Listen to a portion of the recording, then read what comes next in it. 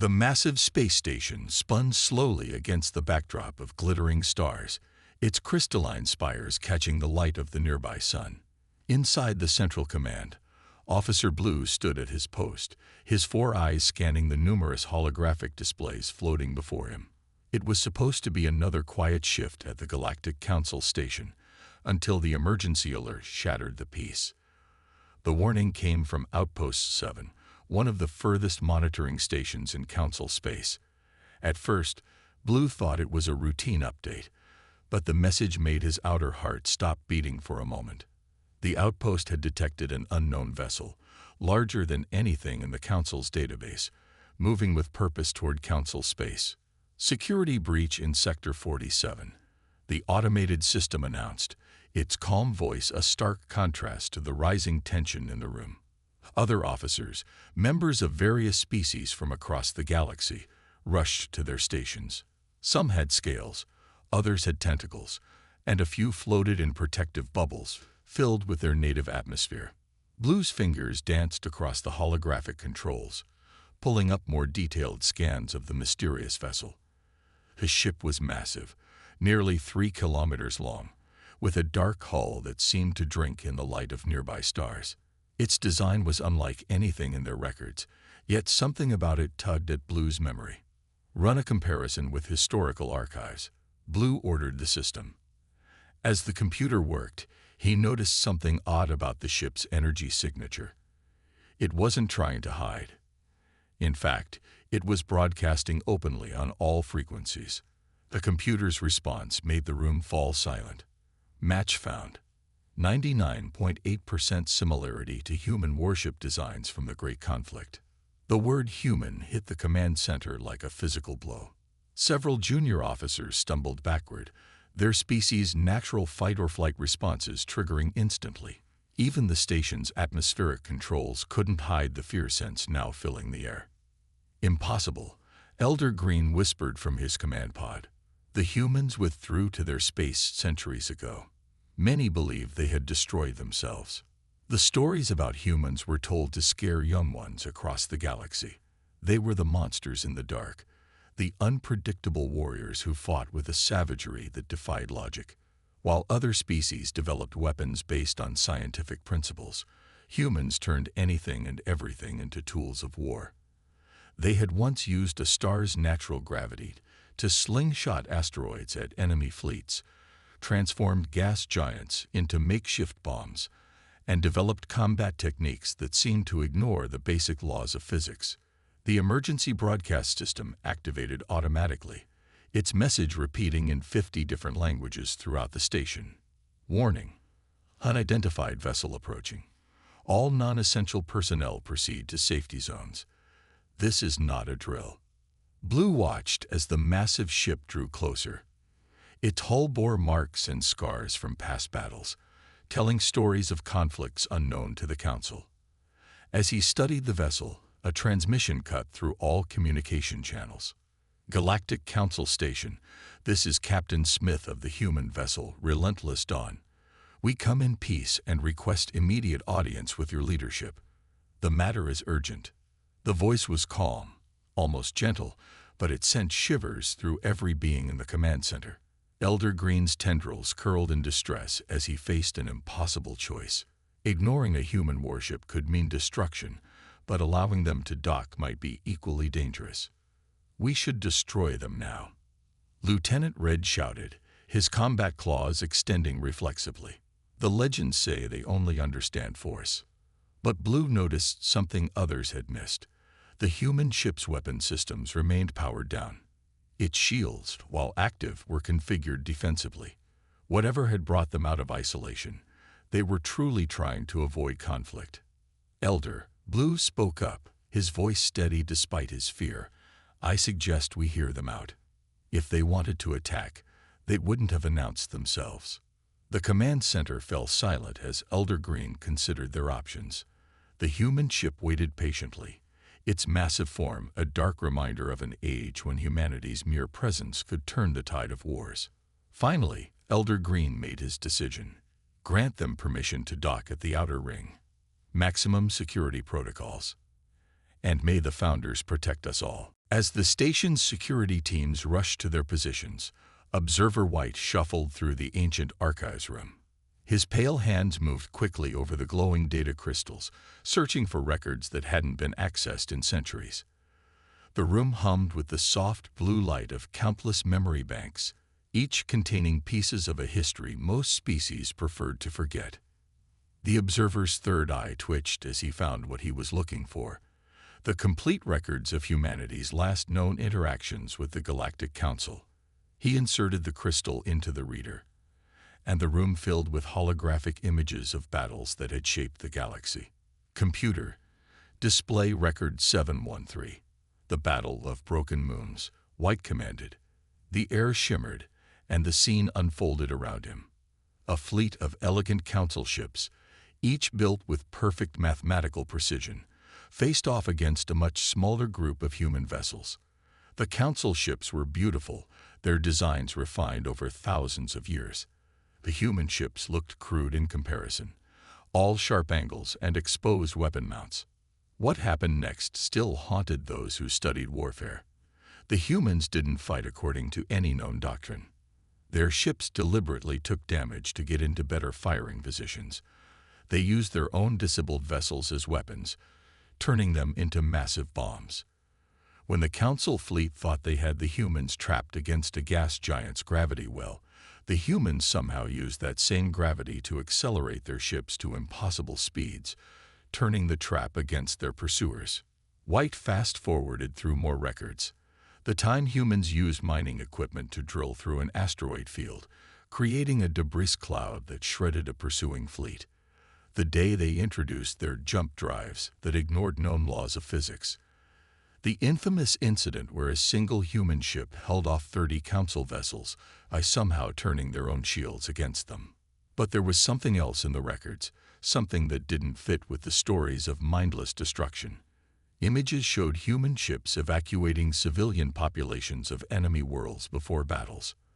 Records detailed how they would warn their opponents to withdraw rather than face destruction. Even in victory, they often offered medical aid to defeated foes.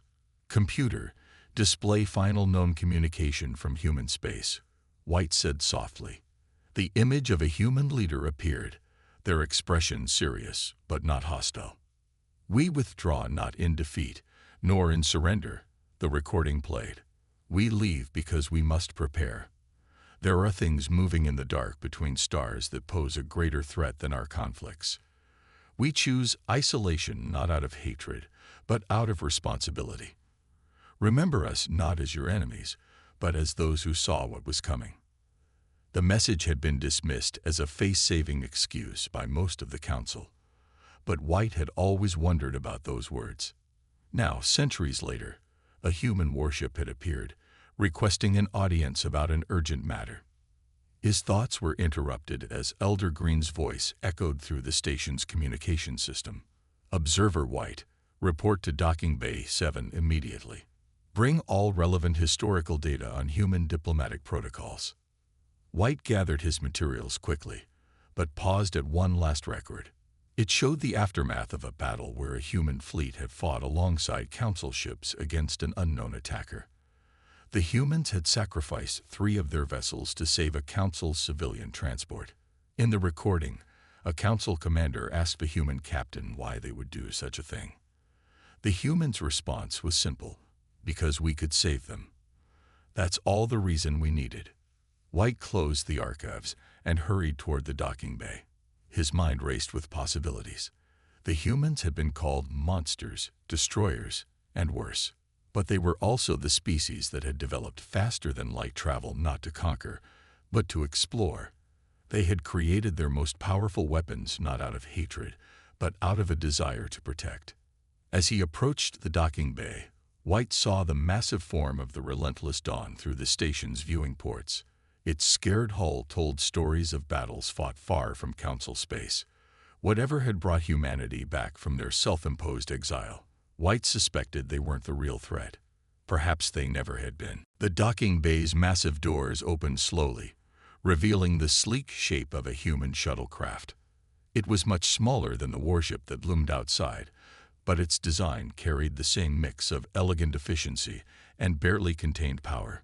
Security teams lined the walls, their weapons held ready despite knowing they would probably be useless if the humans turned hostile. Elder Green floated in his gravity pod at the front of the welcoming party, his tendrils twitching with nervous energy.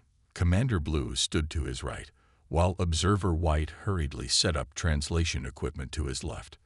Lieutenant Red paced back and forth, his claws clicking against the metal floor. The shuttle's door opened with a soft hiss. The security teams tensed, and several of the younger officers took involuntary steps backward. But what emerged wasn't the armored giant of legend. Captain Smith walked out alone, wearing a simple dark uniform with minimal markings of rank. She moved with the easy grace of someone comfortable in the station's artificial gravity. "Thank you for accepting our request to dock," Smith said, her voice carrying clearly across the bay. The translation devices weren't needed. She spoke perfect standard counsel. "I understand our arrival has caused some concern."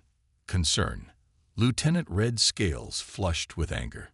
"Your kind vanishes for centuries after nearly destroying half the galaxy, and you return with a warship large enough to level this station. Concern doesn't begin to cover it." Smith didn't react to the outburst. Instead, she reached slowly into her pocket, making everyone flinch. What she pulled out was a small data crystal. "This contains our full sensor logs from the past 5 years of patrolling the border of human space. I suggest you review them immediately." Blue stepped forward to take the crystal, his 4 eyes studying it carefully. "Why not simply transmit this data?" "Because," Smith replied, "what we discovered would have been dismissed as a trick or manipulation. Some things need to be seen to be believed." She looked around the docking bay, noting the fear in most faces. "Just like I see many of you still believe we're monsters from ancient stories." Observer White activated a holographic display, quickly scanning through the crystal's contents. His third eye widened. "These readings, they show something massive moving through deep space. Multiple somethings, but the pattern isn't natural." Smith nodded. "We call them the harvesters. They're mechanical swarms that strip entire systems bare of resources, including living beings. We first detected them 15 years ago, when they destroyed one of our outer colonies. We've been tracking them ever since." "If this threat is real," Elder Green spoke up, his voice wavering slightly, "why come to us? Your warship seems capable enough." A sad smile crossed Smith's face. "The Relentless Dawn is one of our most advanced vessels, and even she couldn't stop them alone. We lost 3 similar ships just slowing them down enough to buy time to warn you." The implications of that statement sent a chill through the room. If 3 human warships couldn't stop this threat, "We isolated ourselves centuries ago not out of fear or hatred," Smith continued, "but because we saw signs of something coming. Something that would threaten not just one species or sector, but all life in this galaxy.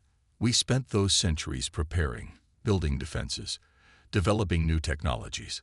But in the end, we realized something important." She stepped forward, her eyes meeting Elder Green's directly. "The same diversity that once made us enemies could be our greatest strength. Your species' mastery of energy fields, the crystalline being's understanding of quantum states, the hive mind's ability to process vast amounts of data, combined with our ways of thinking outside normal rules of engagement. Together, we might have a chance. Alone, we'll all fall." Blue studied the sensor readings again. "These swarms, how long until they reach Council space?" "At their current speed." Smith's expression grew grim. 3 weeks. Maybe less. That's why we came in full view, broadcasting openly. We don't have time for subtle diplomacy.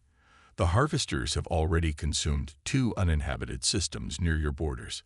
Soon, they'll reach populated worlds. The docking bay fell silent as the truth sank in. The humans hadn't returned as conquerors or destroyers.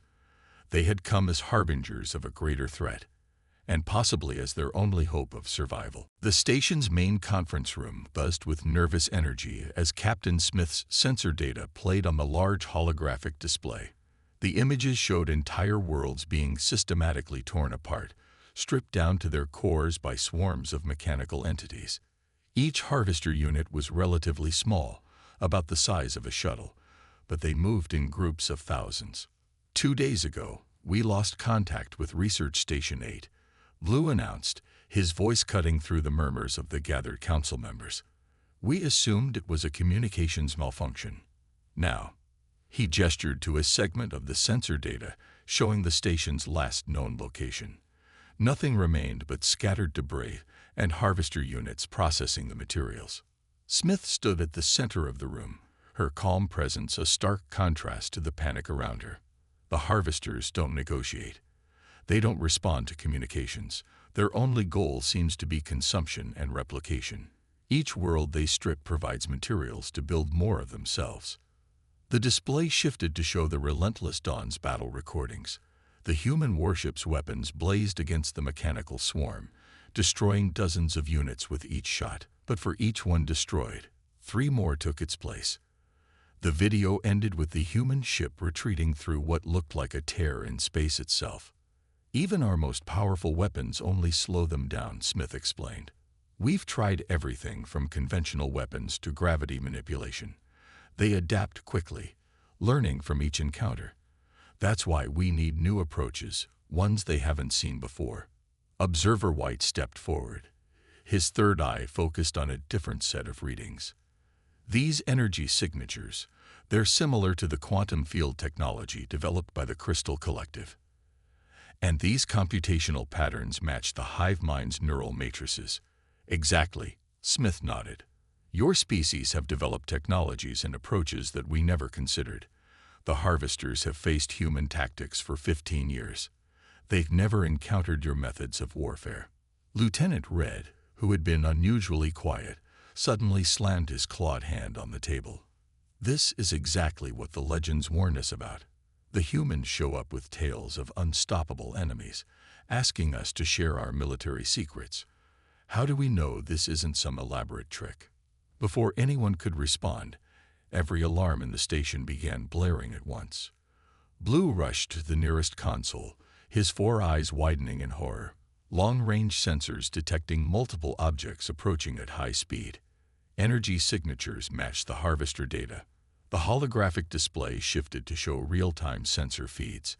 A massive cloud of mechanical units was moving through nearby space, leaving destroyed planets and stations in their wake. They moved with perfect coordination, like a swarm of insects stripping a field bare. They're ahead of schedule, Smith said, her voice tight with concern.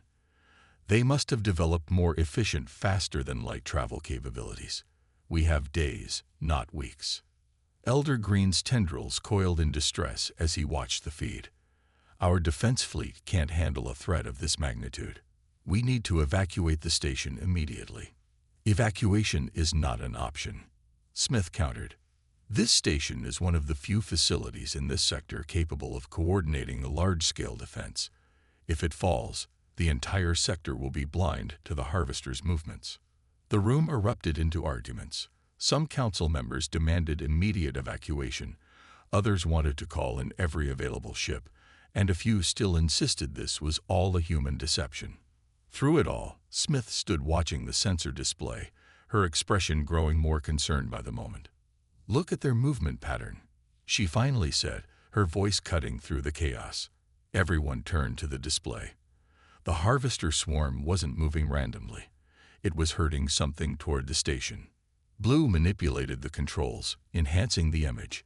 In the space between the harvester units, dozens of civilian ships were fleeing in terror, their engines straining to stay ahead of the mechanical swarm. They were heading straight for the station, and the harvesters were following. They're using refugees as bait, Smith said grimly. They know we can't turn them away. Whether you trust us or not, you need to make a decision now. Those ships will reach us in less than 10 hours, and the harvesters will be right behind them. The Relentless Dawn's shuttle bay doors opened wide as Captain Smith led the station's leaders through the human warship. The inside of the vessel wasn't the nightmare of sharp edges and weapons that many had imagined. Instead, it was surprisingly bright, with wide corridors and efficient design. But there were signs of recent battle damage. scorch marks on walls, newly replaced panels, and repair drones still working in some sections. This ship wasn't built just for war, Smith explained as they walked. It's a mobile defense platform. Those refugee ships approaching us, we can dock them all inside the Dawn's emergency base. The ship's shields can protect them while we fight. Blue studied the ship's internal schematics on his datapad. Your power core. I've never seen anything like it.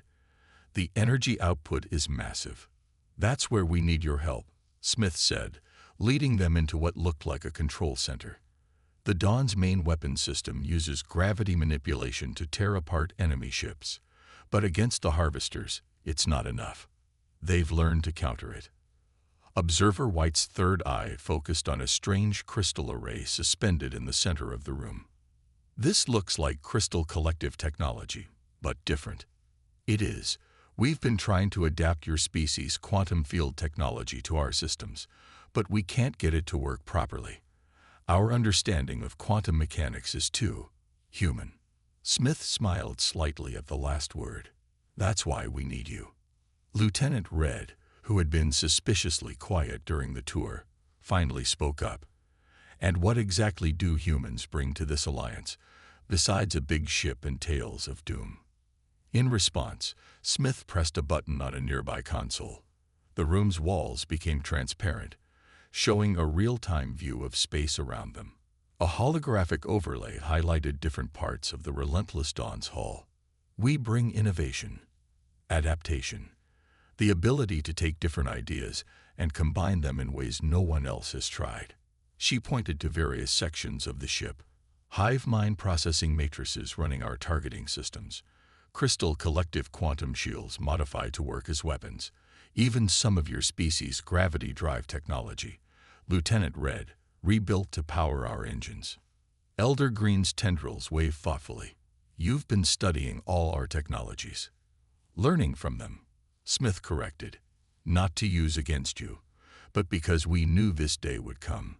The harvesters adapt to any single approach, but if we combine all our different technologies and tactics in new ways. She was interrupted by an alert from the ship's eye. Captain, refugee ships will arrive in 7 hours. Harvester swarm following at 8 hours. Blue moved to one of the control stations, his 4 eyes rapidly scanning the displays. Even with your ship's docking bays, we can't hold all the refugees. The station will need to take some. We'll split them between us, Smith agreed. But first, we need to get the Dawn systems working at full capacity. Observer White, can your people help integrate the quantum field generators properly? And Lieutenant Red, we need your expertise on gravity manipulation.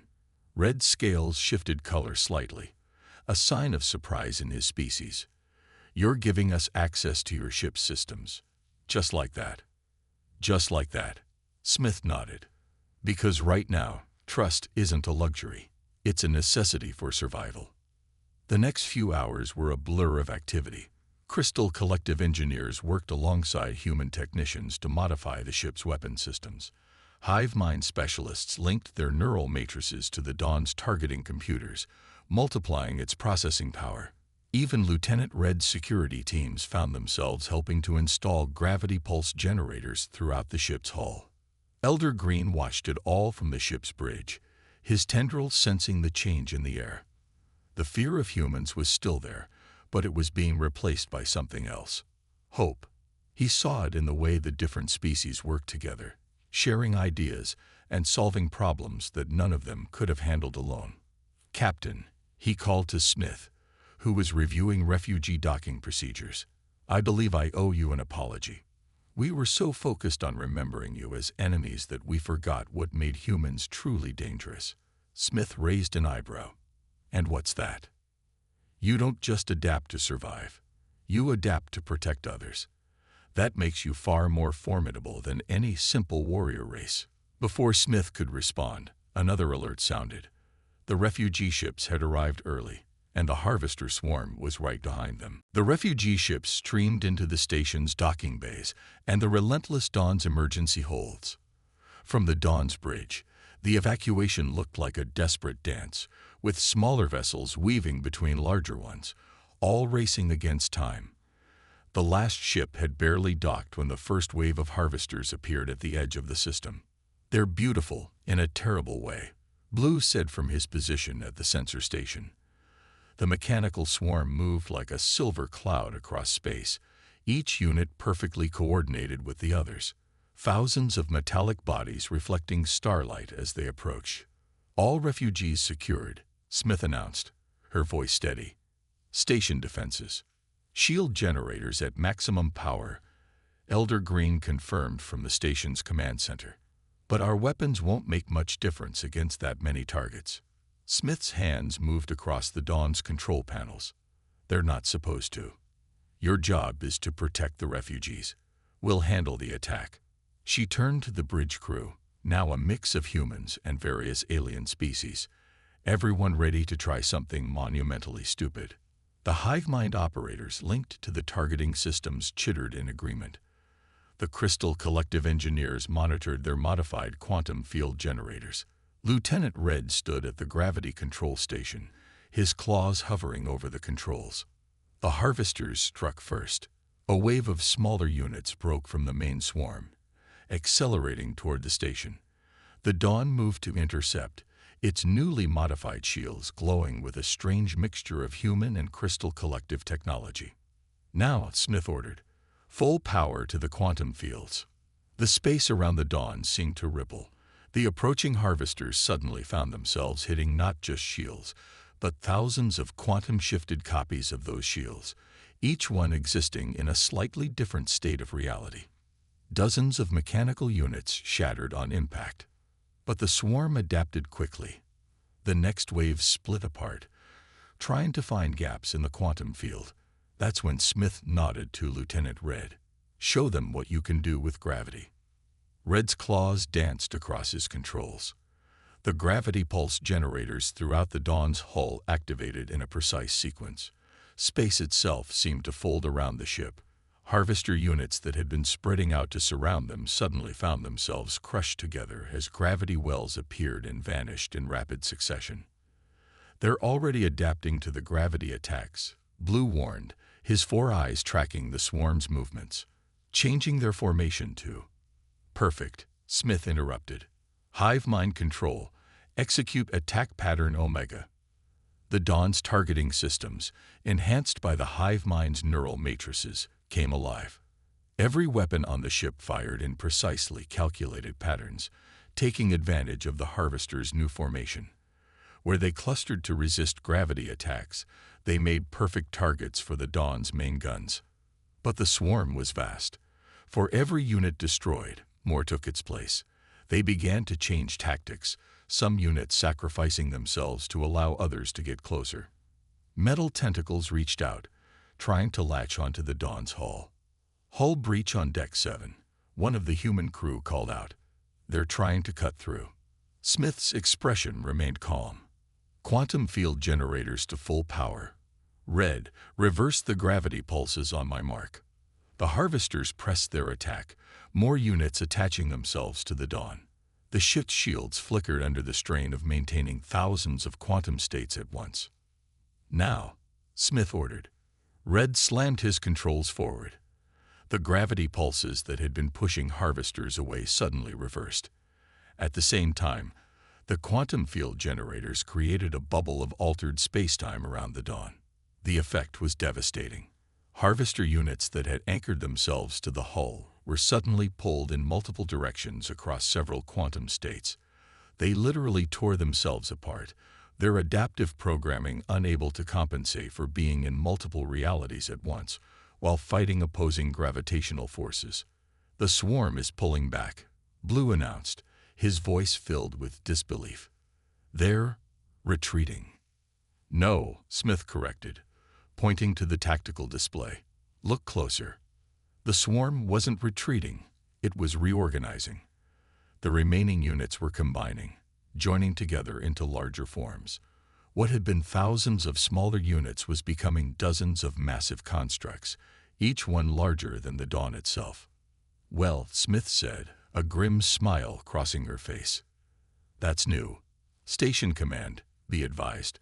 We're about to try something even stupider than the last plan. The massive combined harvester units loomed in space, their metallic bodies reflecting the light of nearby stars.